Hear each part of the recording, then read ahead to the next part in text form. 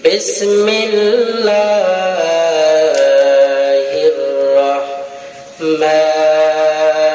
الرحمن الرحيم كل نفس ذائقة الموت ثم إلينا ترجعون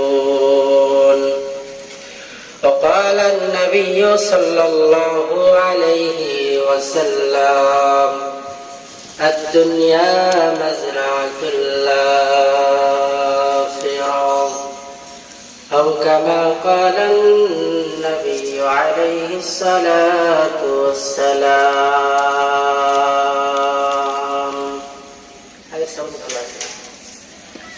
अगर अपने मौत से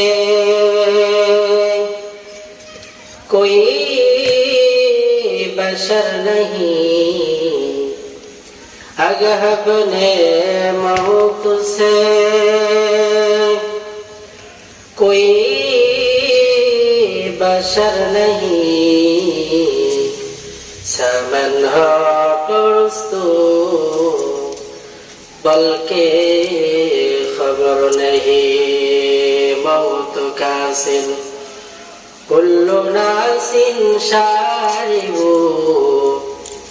कब्र बैतिन कुल्लु नासिन दाखिलु बलगल उला बि कमाली कशफत दुजा बि जमाली हसनत जमिया खिसालिही सल्लु अलैहि वालिहि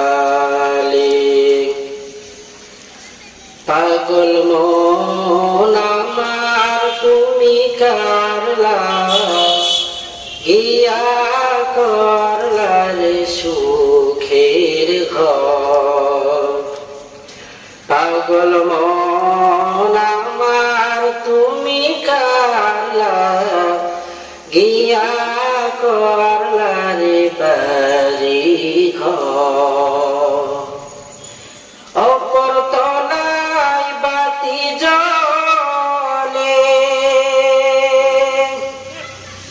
অপর তলায় বাতি জ্বলে নিচু তলাতে অন্ধকার তুমি কারলা গিয়া করলা রে সুখের ঘর পাগল মন আমার তুমি কারলা গিয়া করলা রে বাড়ি ঘর ডানে বামে দেখো হে মন ছোট বড় মৃত্যু বরণ তওবা করে হও যে খাঁটি তওবা করে হও যে খাঁটি দরবারে আল্লাহ তাআলার তুমি কারলা গিয়া করলা রে সুখের ঘর পাগল মন আমার তুমি কারলা গিয়া করলা রে সুখের ঘর অপর তলায় বাতি জ্বলে অপর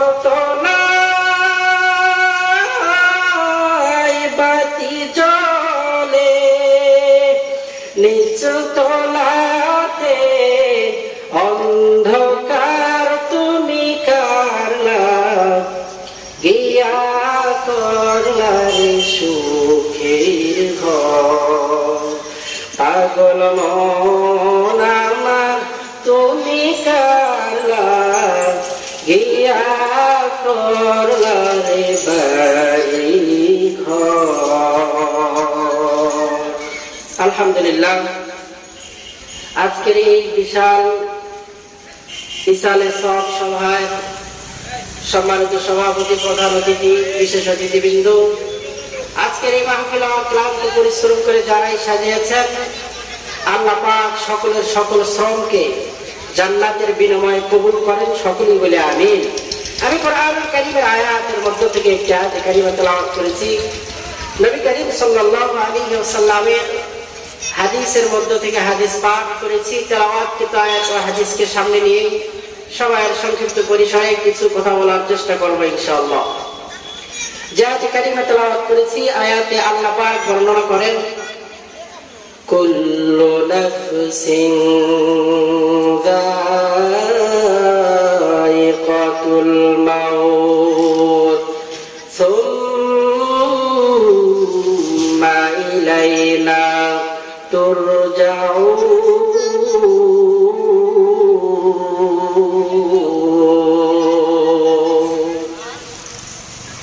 আল্লাহ রাব্বুল আলামিন মহাগ্রন্থ পবিত্র কোরআনুল কারীমের মধ্যে বর্ণনা করেন, কুল্লু নাফসিন যায়িকাতুল মাউত, প্রত্যেক নফসকে, প্রত্যেক জানদার প্রাণীকে মৃত্যুর স্বাদ সাধন করতে হবে। সুম্মা ইলাইনা তুরজাউন, আর মানুষের ইন্তেকাল যখন হয়ে যাবে, ইলাইনা তুরজাউন, তখন মানুষকে আবার আল্লাহ পাকের কাছে ফিরে যেতে হবে। আমার ভাইরা, দুনিয়াতে আমরা বেঁচে আছি, এটা অনিশ্চিত, মৃত্যুবরণ করতে হবে, এটাই হলো সুনিশ্চিত। পৃথিবীর যত বড়ই মানব আর দানব হোক না কেন, মৃত্যুকে আজ পর্যন্ত কেউ অস্বীকার করছে এরকম মানব আর দানব আল্লাহর জমিনের মধ্যে একটাও না। আল্লাহ তাআলা দুনিয়াতে মানুষদেরকে পাঠান তার ইবাদত, তার গোলামি করার জন্য। মানুষের দুনিয়াতে থাকার সময় শেষ হয়ে গেলে মালাকুল মউত মানুষের সামনে সে দণ্ডায়মান হয়ে যায়, দাঁড়িয়ে যায়। মানুষ তখন দুনিয়া থেকে কবরের বাড়িতে চলে যায়।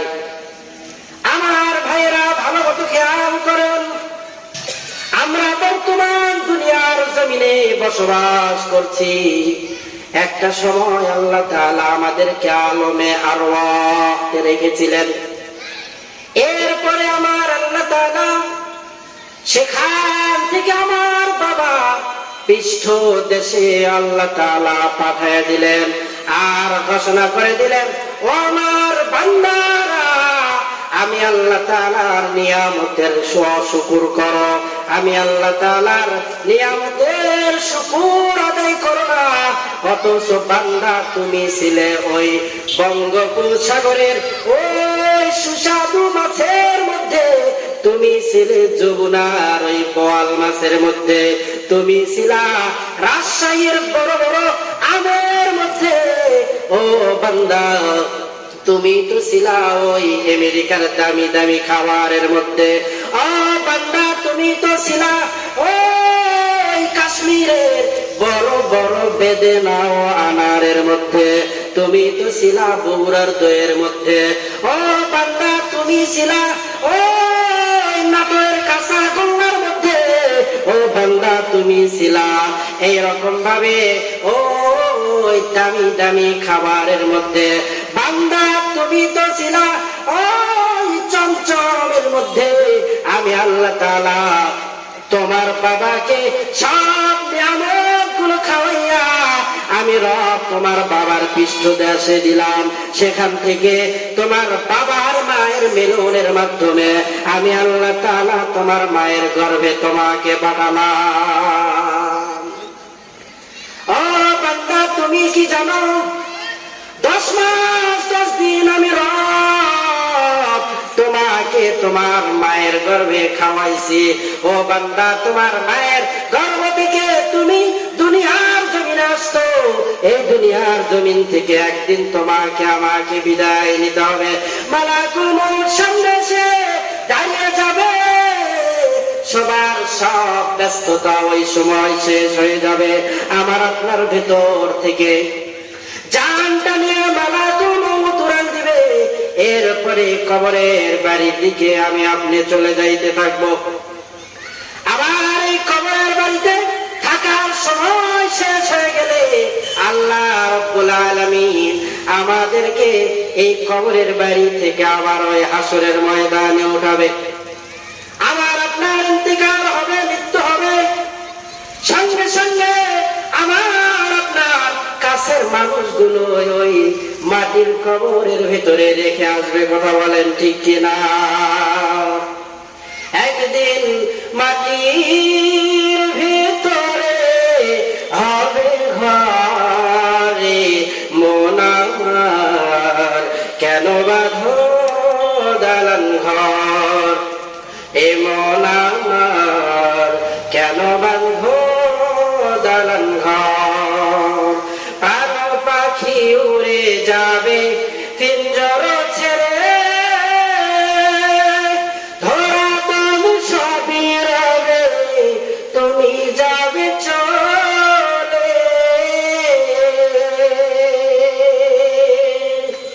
সব করে রবে দুনিয়ায়, কিন্তু আমি আপনার দুনিয়াতে থাকবো না। দুনিয়া থেকে বিদায় নিয়ে একদিন আমাকে আপনাকে চলে যেতে হবে। আমার ভাইরা, মানুষগুলো যখন ইন্তেকালের পরে কবরে থাকবে, আল্লাহ তাআলা ইসরাফিল আলাইহিস সালামের দুইটা সিংহার ফুৎকারের মাধ্যমে ইসরাফিল আলাইহিস সালাম তার সিংহায় ফুৎকার দিবে। সঙ্গে সঙ্গে মানুষগুলো কবর থেকে উঠে ওই কিয়ামতের ময়দানের দিকে দৌড়াইতে থাকবে। আমার ভাইরা, কিয়ামতের মাঠ বড় ভয়ঙ্কর। আল্লাহ রাব্বুল আলামিন কাহারিয়াতের রূপ ধারণ করে কিয়ামতের ময়দানে বিচারের সিংহাসনের মধ্যে বসে যাবে। কেউ আল্লাহ পাকের হাবিবের সামনে দাঁড়ানোর মতো থাকবে না।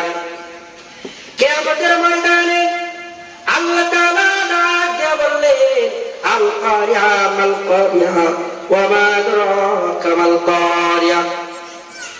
আবার আল্লাহ তাআলা বললেন, ইযা সুলজিলাতিল আরদু জিলজালাহা, এমন একটা জালজালা পয়দা হবে।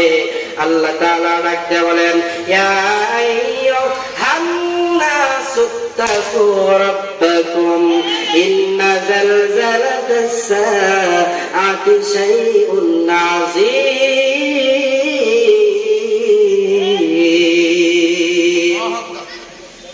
ও মানুষ, আমি আল্লাহ তাআলাকে ভয় করো। ইন্না জালজালাতাস সাআতি শাইউন আযীম। আর মনে রাখো, কিয়ামতের কম্পন এটা বড় আযীম একটা কম্পন। ওই কিয়ামতের ময়দানে আল্লাহ রাব্বুল আলামিন বিচার করার পরে মানুষের স্থান হয়ে যাবে দুই দিকে। হয়তো জান্নাতে হবে, না হয় মানুষগুলো জাহান্নামে হবে। আপনারা কার কোন দলে থাকতে চান? জান্নাতে থাকতে চাই, জাহান্নামে যাইতে চাই না। যদি আমরা জান্নাতে যাইতে চাই, তাহলে আমাদেরকে প্রত্যেক মাগরিবের নামাজের পরে আর ফরজ নামাজের পরে, ফজরের নামাজের পরে দৈনন্দিন একটি আমল আছে, করতে হবে। আল্লাহর হাবিব বলেন, আল্লাহুম্মা আজিরনি মিনান নার। কোন ব্যক্তি যদি মাগরিবের নামাজের পরে 7 বার এই দোয়াটা পড়ে, তাহলে আল্লাহ তাআলা তাকে কবরের আযাব থেকে পরিত্রাণ দান করবে। সুবহানাল্লাহ বলে। আমার ভাইরা, আল্লাহ রাব্বুল আলামিন ওই কিয়ামতের ময়দানে ইনসাফের বিচার করবেন, এক চুল পরিমাণ নড়চড় হবে না।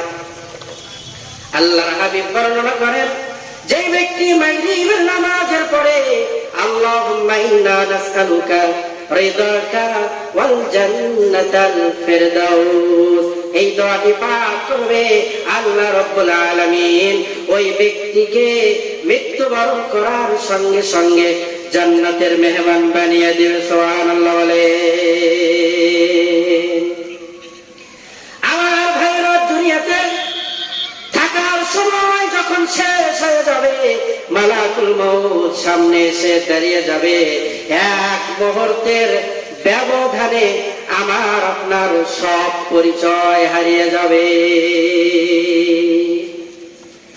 এক মুহূর্তের ব্যবধানে আমার আপনার সব পরিচয় শেষ। কে ডাক্তার? আপনি ডাক্তার হন, ইঞ্জিনিয়ার হন, প্রফেসর হন, আর এমপি, মন্ত্রী, সরকার, জনগণ, বীর, মুরিদ, ইমাম হন, খতিব হন, আপনার সব পরিচয় শেষ। কারণ মালাকুল মউত আমার আপনার সামনে এসে দাঁড়িয়ে গিয়েছে। কিছুক্ষণ পরে আমার ইন্তেকাল হয়ে যাবে। আমার জানটা নিয়ে মালাকুল মউত উড়াল দিবে। কখন কার মরণ আসবে কার জানা আছে? আমাদের কার জানা নাই যে কখন কার মরণ আসবে। আসবে মরণ কখন কোথায় কারো জানা নাই। আসবে মরণ কখন কোথায় কারো জানা নাই। জানাজার নামাজের আগে নামাজ পড়ো ভাই তোমার, জানাজার নামাজের আগে নামাজ পড়ো ভাই। আমার আপনার জানাজার নামাজ দাঁড়িয়ে যাবে। আজকের অবস্থাটা এতটাই ভিন্ন যে এতদিন আপনি ইমাম সাহেবের পিছনে নামাজ আদায় করতেন, ইমামের পিছনের লোক ছিলেন। আজকে আমার আপনার অবস্থাটা এতই করুণ, আজকে আমার আপনার অবস্থাটা এতটাই জটিল কঠিন যে আজকে আপনি ইমাম সাহেবের সামনে, ইমাম সাহেবের সামনে, ইমাম সাহেবের সম্মুখে ওই খাটিয়ার মধ্যে শোয়া, ওই সময় আমার আপনার জন্য সফল কাম হবে যদি আমি আপনি দুনিয়াতে বেঁচে থাকতে ইমাম সাহেবের পিছনের কাতারের লোক হই। আর যদি ইমামের পিছনের কাতারের লোক না হয়, তাহলে ইমামের সামনে যখন যাবেন, তাহলে আপনার জিন্দেগিটা বুঝতে হবে আপনার এই যাত্রাটা অবশ্যই শুভ নয়, অশুভ। কারণ আপনি দুনিয়াতে ইমামের পিছনের লোক ছিলেন না, আপনি নামাজি ছিলেন না। নামাজের আজান হয়ে যায়, আজকে আমাদের কানের মধ্যে নামাজের আজানের আওয়াজ ঢোকে, কিন্তু আমাদের কানে আজানের আওয়াজ ঢোকার পরে আমরা মসজিদ মুখী হই না। জোহরের নামাজের আজান আমার আপনার কানে ঢোকে, আসরের আজান ঢোকে, মাগরিবের আজান ঢোকে, এশারের আজান ঢোকে, কিন্তু আমি আপনি নিজেকে মসজিদ মুখী করতে পারি না। কথা বলেন ঠিক কিনা? নামাজ আদায় করতে হবে। আল্লাহ পাকের হাবিব উম্মতের জন্য কান্না করেছে আর বলেছে, উম্মত নামাজ আদায় করো, নামাজ আদায় করো, নামাজ। আল্লাহ পাকের হাবিবের শেষ কথা ছিল আসসালাত, আসসালাত। উম্মত নামাজ আদায় করো। এজন্য বলি, আজান শুনে থাকো যারা বিছানা, তাদের জন্য কান্দেন নবী মদিনায়, তাদের জন্য কান্দেন নবী মদিনায়। ওই নবীর জন্যে কি মায়া লাগে না, হাইরে উম্মত নামাজ কেনে পড়ো না, হাইরে মানুষ নামাজ কেনে পড়ো না। আমাদেরকে নামাজি হতে হবে।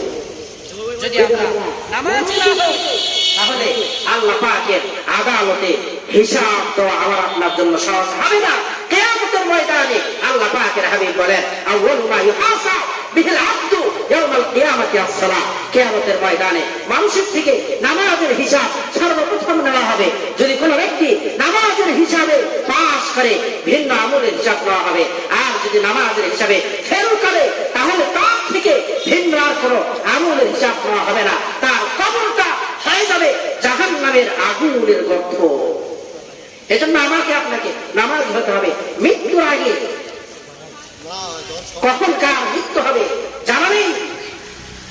মালাকুল মউত সামনে এসে দাঁড়িয়ে যাবে, এক মুহূর্তের ব্যবধানে আমার আপনার সব শেষ হয়ে যাবে, সব নাম শেষ, সব খ্যাতি শেষ, সব মান মর্যাদা সব মাটির সঙ্গে ধূলিসাৎ হয়ে যাবে। কে ডাক্তার, কে ইঞ্জিনিয়ার, কে সরকার, কে জনগণ, কে ইমাম, কে খতিব, কে পীর, কে মুরিদ, সবার সব পরিচয় হারিয়ে যাবে। এখন আমার পরিচয় হলো আমি লাশ, কারণ আমার মধ্যে প্রাণ পাখি নেই। কি নেই? আমার মধ্যে প্রাণ পাখি নেই। এখন আমার আপনার নাম হয়ে যাবে লাশ। একদিন আমার নাম হবে লাশ, একদিন আমার নাম হবে লাশ। নিচে মাটির বিছানা, ওপরেতে বাস, নিচে মাটির বিছানা, ওপরেতে বাস। যেদিন আমি হব লাশ, যেদিন আমি হব লাশ, একদিন আমার নাম হবে লাশ, একদিন আমার নাম হবে লাশ। হবে কিনা? জানটা নিয়ে মালাকুল মউত উড়াল দেওয়ার সঙ্গে সঙ্গে আমার আপনার নাম দাঁড়িয়ে যাবে। আপনি লাশ, আমি লাশ। যেই সন্তান, যেই বিবাহ বাচ্চার জন্য আপনি এত কিছু করলেন, নিজের জীবনটাকে শেষ করে দিলেন খাটতে খাটতে, সকাল থেকে সন্ধ্যা পর্যন্ত নিজের ঘাম ঝরিয়ে টাকা উপার্জন করে যেই সন্তান, যেই বিবি, যেই নাতিদের জন্য আপনি সঞ্চয় করে গেলেন, আপনার ইন্তেকাল হয়ে যাওয়ার সঙ্গে সঙ্গে আপনার সন্তান বলবে যে আমার বাবারে তাড়াতাড়ি ঘর থেকে বাহির করো, কারণ আমার সন্তান তার দাদারে দেখে বড় ভয় পায়। কথা বলেন ঠিক কিনা? কার জন্য কি করলেন? জানটা বের হয়ে যাওয়ার সঙ্গে সঙ্গে যাদেরকে আপন মনে করছিলেন তারা সবাই এখন পর। আমার ভাইয়েরা, আপন মানুষগুলোই মসজিদের দিকে দৌড় মারবে, আর ইমাম সাহেবকে বলবে, ইমাম সাহেব আমার বাবা ইন্তেকাল করছে, আমার বাবার নামটা ওই মাইকে এলান করে দেন। আমার আপনার অবস্থাটা বড় খারাপ, কারণ আমার সন্তান, আমার মৃত্যুর খবর ওই মাইকে জনগণের মধ্যে, এই পুরা গ্রামের মধ্যে ছড়ায় দিচ্ছে। কথা বলেন ঠিক কিনা? একদিন তোমারি নাম মসজিদে হবে এলান, একদিন তোমারি নাম মসজিদে হবে এলান।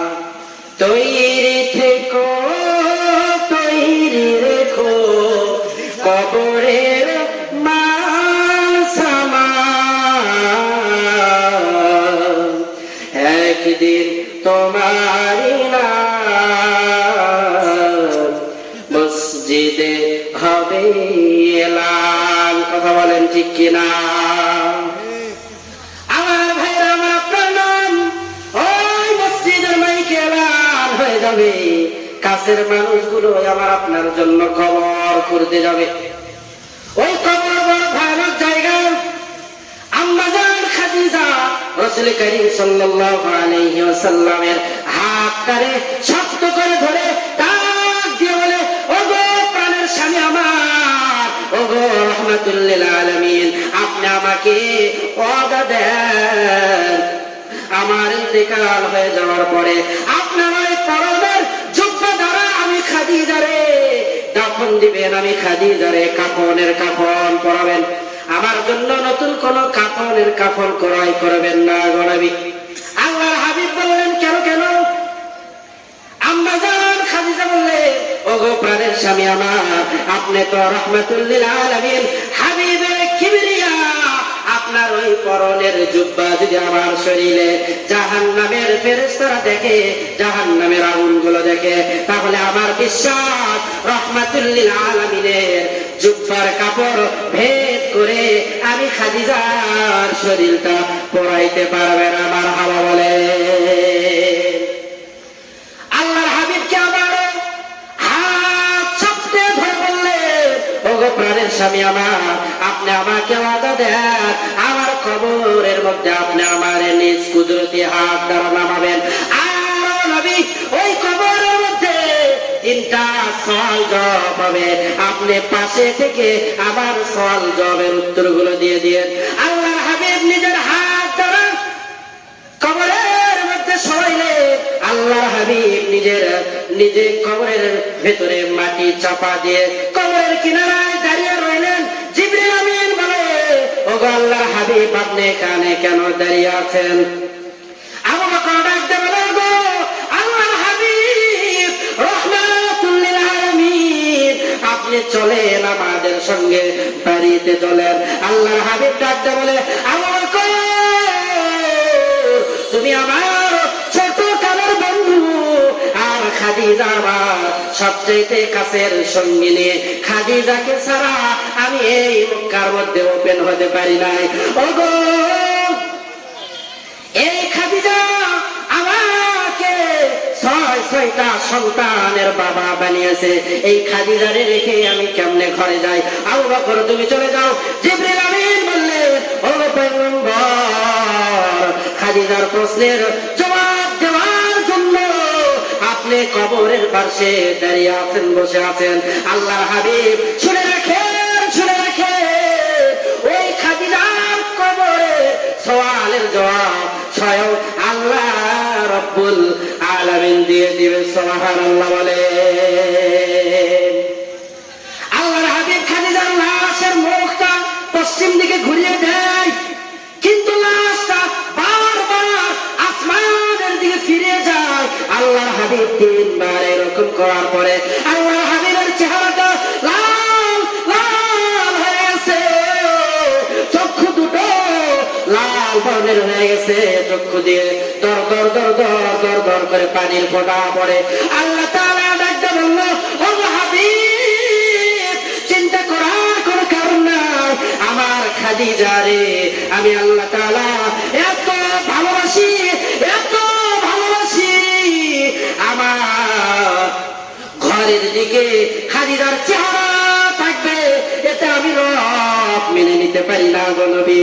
স্বয়ং ওই ঘরের মালিক আমি, রবের দিকে খাদিজার চেহারা থাকবে। সুবহানাল্লাহ বলে।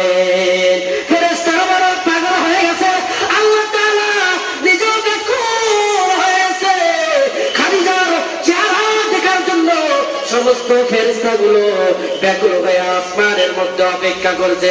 আর দেখতে বলছে, ও গো মালিক, ও খালিক, আপনার হাবিবের স্ত্রী খাদিজাকে দেখার জন্য আমরা শুধু আপনার রব নয়, আমরা ফেরেশতারাও ব্যাকুল হয়ে আছি। সুবহানাল্লাহ বলে। ওই কবরে মানুষকে 3টি প্রশ্ন করা হবে। মান রব্বু, তোমার রব কে? কোন ব্যক্তি যদি উত্তর দিতে পারে, সঙ্গে সঙ্গে আবার প্রশ্ন করা হবে, তোমার দিন কি? বলে, আমার দিন হলো ইসলাম। ইসলাম আমার ধর্ম, মুসলিম আমার পরিচয়, আল্লাহ আমার প্রভু, আমার নাহি নাহি ভয়, আমার কিসের শঙ্কা, কোরআন আমার ডঙ্কা, ইসলাম আমার ধর্ম, মুসলিম আমার পরিচয়। কথা বলেন ঠিক কিনা? আমাদের পরিচয় কি? আমাদের পরিচয় হলো আমরা মুসলিম, আমাদের পরিচয় হলো আমরা মুমিন, আমাদের পরিচয় হলো আমরা বিশ্ব নবীর সর্বশ্রেষ্ঠ নবীর সর্বশ্রেষ্ঠ উম্মত। কথা বলেন ঠিক কিনা? এরপরে আমাদের পরিচয় আমরা বাঙালি। কথা বলেন ঠিক কিনা? আমরা বাঙালি। এরপরে আমাদের পরিচয় কেন আমরা বাঙালি? এদেশে আমরা বসবাস করি। দীর্ঘ 9টি মাস যুদ্ধ করার পরে আবারও নতুন করে 5 তারিখে আমরা যুদ্ধ জেহাদ করে এদেশ থেকে আবার আমরা নতুন করে স্বাধীন করেছি। দেশের প্রতি আমাদের ভালোবাসা কম না বেশি? বেশি। এই জন্যই অনেক ভাইরা দেশের জন্য জান দিয়েছে, প্রাণ দিয়েছে। দেশপ্রেম এটাও ইমানের একটা অংশ। এটা ইমানের কি? যারা বলে যে দেশপ্রেম কি কোরআনে আছে, কোরআনে কি রাজনীতি আছে? রাজনীতিটা ইসলামটা চুরি রাজনীতি, আর রাজনীতিটা চুরি ইসলাম। কথা বলে ঠিক কিনা? কোরআনে রাজনীতি খুঁজে পাবো না। কোরআনে রাজনীতির কথা আল্লাহ তাআলা 903 জায়গায় বলেছে। নামাজের কথা আল্লাহ তাআলা 82 জায়গায় বলেছেন। হজের কথা আল্লাহ পাক এক জায়গায় বলেছেন। রোজার কথা আল্লাহ তাআলা এক জায়গায় বলেছেন। সেটা তোমার চোখে পড়ে, আর রাজনীতির কথা তোমার চোখে পড়ে না। বুঝতে হবে তোমার চাইতে বড় বাটপাড়া এই দেশে কেউ নাই। কথা বলেন ঠিক কিনা? দেশপ্রেম যদি তোমাদের মধ্যে থাকতো তাহলে এদেশের হাজারো কোটি লক্ষ লক্ষ টাকা চুরি করে পাচার করে বিদেশের মাটিতে তোমরা ব্যাংক ব্যালেন্স করতে পারত না, খাওয়ার করতে পারত না। কথা বলেন ঠিক কিনা? দেশপ্রেম আমাদের অন্তরের মধ্যে আছে, তোমাদের অন্তরের মধ্যে দেশপ্রেম নেই। কথা বলেন ঠিক কিনা? এজন্য দেশের প্রতি ভালোবাসা আমাদের কম না বেশি? আমরা মুসলমান দেশ হিসাবে আমরা বাংলাদেশি, আর আমরা আল্লাহ পাকের রাসূলের ইত্তেবা অনুকরণ করে আমরা সর্বশ্রেষ্ঠ উম্মত। আমার ভাইরা, আল্লাহ রাব্বুল আলামিন ওই কবরের মধ্যে 3 নাম্বার প্রশ্ন করবে তোমার নবীকে। যে ব্যক্তি ইমানদার সঙ্গে সঙ্গে জবাব দিয়ে দিবে মুহাম্মাদুর রাসূলুল্লাহ। আল্লাহু আকবার বলে। আমার নেতা হলো মুহাম্মদ, আমার নেতা হলো ওই আরবের আলামিন, আমার নেতা হলো সর্বশ্রেষ্ঠ নবী, আমার নেতা হলো হাবিবুল্লাহ। আমার নেতার চরিত্রের চাইতে ভালো চরিত্র আর কার আসেনি? আর আমাদের নেতার যে চরিত্র, আমাদের নেতার চরিত্রের বর্ণনা দিতে গেলে মনে হয় মাইক কেড়ে নেবে, এরকম অবস্থা হয় কিনা অনেক জায়গায়। নেতার পিছনে ঘুরতে হবে, ভালো নেতার পিছনে। আল্লাহ তাআলা কিয়ামতের ময়দানে নেতা সহ অনুসারীদেরকে উঠাবেন আর বলবে তোমার নেতা যে পথে তুমিও যাও সেই পথে। এজন্য আসুন সর্বশ্রেষ্ঠ নেতার পিছনে আমরা ঘুরি। ইসলাম কায়েম করার জন্য আমাদের ভিতরে ঈমানের বল থাকতে হবে।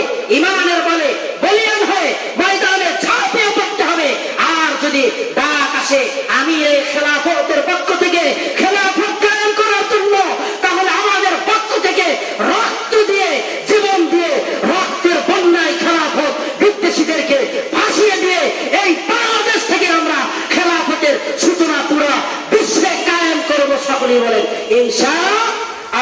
আল্লাহ তাআলা আমাদেরকে তৌফিক দান করেন। কোরআন দিয়ে আমাদের জীবন পরিচালনা করতে হবে। যদি আমরা শান্তি পেতে চাই, যদি আমরা আমাদের জীবনের সমাধান পাইতে চাই, সমাধান চাও যদি জীবনে মরণে, ফিরে যাও ঘুরে তাকাও চোখ রাখো কোরআনে, তবে পাবে সুখ শান্তির ঠিকানা, মেনে নিতে পারো যদি মনে প্রাণে, সমাধান চাও যদি জীবনে মরণে, ঘুরে যাও ফিরে তাকাও চোখ রাখো কোরআনে।